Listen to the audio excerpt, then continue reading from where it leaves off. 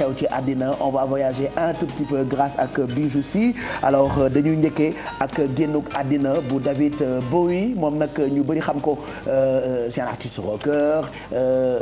ku ko xamul dégg nga ko il est décédé. Il est décédé à l'âge de 39 ans parce que dafa amoon benn cancer boo xamante ne daf doon xeex ak moom pendant 18 mois c'est un chanteur anglais nekkoon na acteur producteur auteur compositeur ci rock la doon yëngu et puis boo dee xool li gën a marqué nit ci mooy longueuru carrière am parce que de 1964 à 2015 il était en activité d'ailleurs dernier album am mi ngi génn France le 8 janvier bi passé mi ngi tudd Black Star donc ba léegi daf doon woy il a vendu ci àdduna bi 140 millions d'albums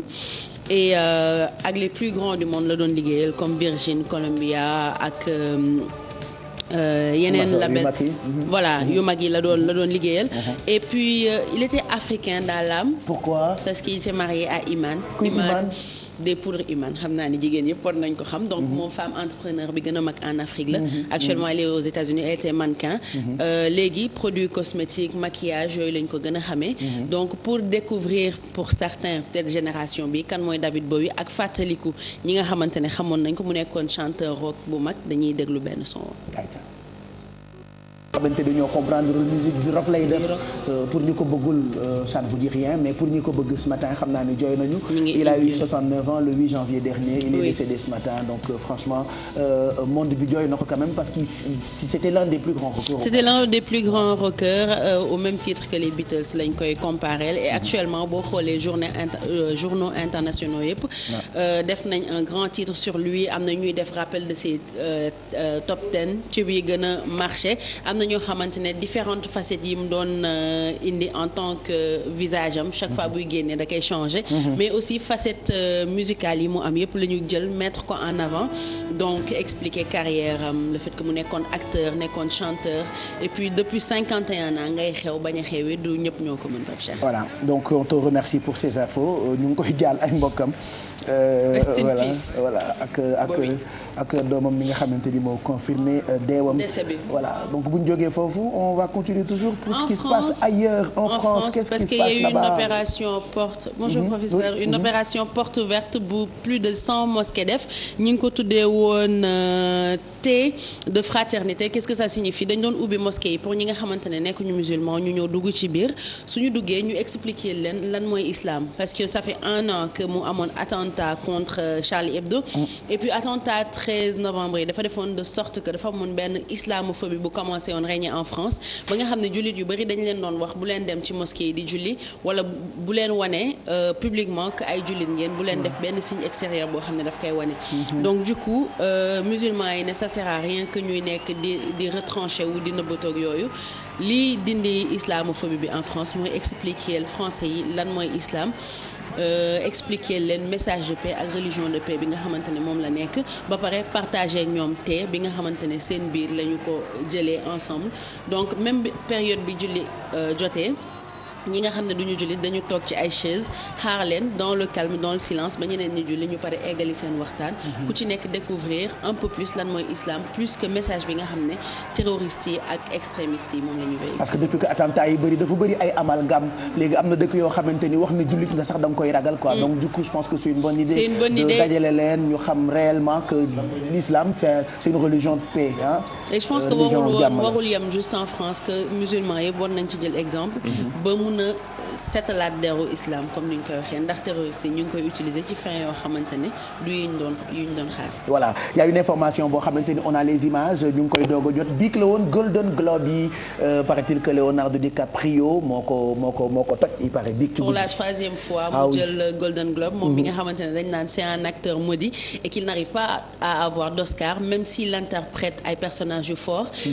pour film bi c'est un film sur la survie benn passeur boo xamante ne nit ñi dañ ko trahir rey doomam ba pare il fait tout pour survivre pour protéger nature bi ci film bi dañ ko jox binationalité amérindien américain donc du coup muy ñëw di défendre population boobu d'ailleurs prix bi ñoom la ko déjee bi mu ko gagné ba pare li mu fa gën a tojee mooy bi ko Lady Gaga laalee mu mel ni monstre daf ko laal loolu mooy def buzz actuellement sur internet ça circule partout cette image mais nit ñi nee nañ cette fois-ci il est parti pour am benn Oscar on croise les doigts parce que chaque année c'est la même chose et il gagne pas parce qu'on dit qu'il est trop parfait et Hollywood n'aime pas les acteurs trop parfaits. Voilà, pour ceux qui ne connaissent pas Leonardo DiCaprio, puisqu'on ne vous montre pas sa photo, moo joué woon ci Titanic. mook Kate Winslet, on se rappelle de ça. Jack la ko doon woowee. Jack.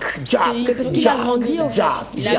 Jack. Oui, c'est un vieux, il vieillit en fait. Il vieillit, c'est ça. Donc big la woon Golden Globe yi. Merci on peut Bijou finir si. par la musulmane expulsée ci meeting Donald Trump bi. Voilà, moom en fait bi Donald Trump di def meeting bi dafa jóg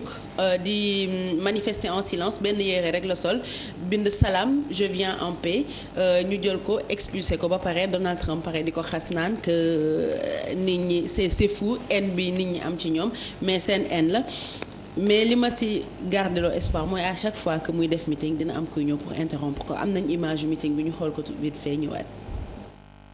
Sharing their popcorn. It was very nice people all around me, the people I had conversations with.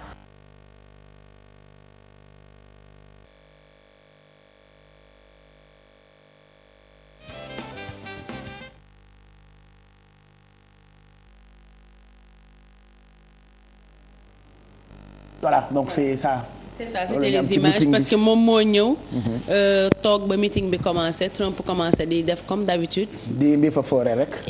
ay messages yu bon par rapport ak étrangers yi par rapport ak jigéen yi par rapport ak musulmans yi moom moo waxoon nañu tëj frontières yi ba nga xam ne benn musulman dootul mën a dugg et puis il disait aussi que bu nekkee président nga nekk américain wala ak loo munti nekk bu dee jullit nga dañ lay génnee au niveau des États-Unis kon dina bëri américain yu génn dina bëri ñu génn du coup la femme là elle s'est levée pour manifester de manière assez calme contre message yi nga xam ne moom lay véhiculer ñu jël ko escorté ko mu génn finalement def na interview ay CNN c'est un pas en avant et ça permet de garder l'espoir parce qu'à chaque fois que muy def meeting moom am na kuy ñëw interrompre ko pour montrer que ñu ci bëri d'accord. am na ay perturbateurs. Voilà donc merci pour ça s'est passé aux États-Unis ñu ngi may wax ni on peut regarder un tout petit peu ce qui s'est passé ci Golden Globe bi très rapidement tonton Mac en attendant de recevoir professeur Songué donc regardez ces images c'est ce qui s'est passé bi ci guddi ba ni ko Bijou waxee léegi nii Leonardo DiCaprio moom moo nekkoon vedette Golden Globe yi voilà donc on découvre en même temps les images.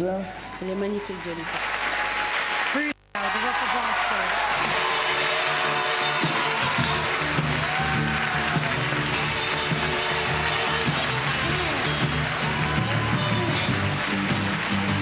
Tu disais que Oscar le musul am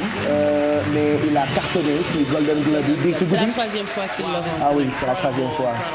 Grâce à son dernier film. Et il prend tout le temps ay rôle yu fort yoo xam ne parfois day demander benn changement physique wala boo xamante ne un travail si bopp bi ba nga xamante ne bu paree psychologique cystique daf si bëgg a génn sa du mun génn ci moom muy expliquer pourquoi muy jël yenn rôle yi rôle yu métti su ko jëlee naka la koy dundee changement c'est tout le temps un challenge en fait pour lui exactement c'est ce qu'il a dit ça challenger c'est un bon acteur voilà pour ñu bëgg a découvrir film bi je pense que bëgg tudd Le Trappeur de rechercher ça même si vous faites disponible pour l'instant mën ngeen am peut-être bande annonce su film bi ça vous permettra de mieux comprendre mën ngeen ko xool parce que la bande annonce est disponible ci site comme YouTube par exemple mën ngeen ko gis mais sinon il a fait beaucoup de grands films boo leen tapé Leonardo DiCaprio Google vous aurez film yëpp ci Wikipédia ngeen seetaan ko franchement c'est un grand acteur et personne ne comprend pourquoi il n'a pas encore d'Oscar. jërëjëf Ngoné Ndiaye Géwél astafurlah Bijou si mu nekkoon ce qui se passe ailleurs des infos yoo xamante ne on a failli les louper on va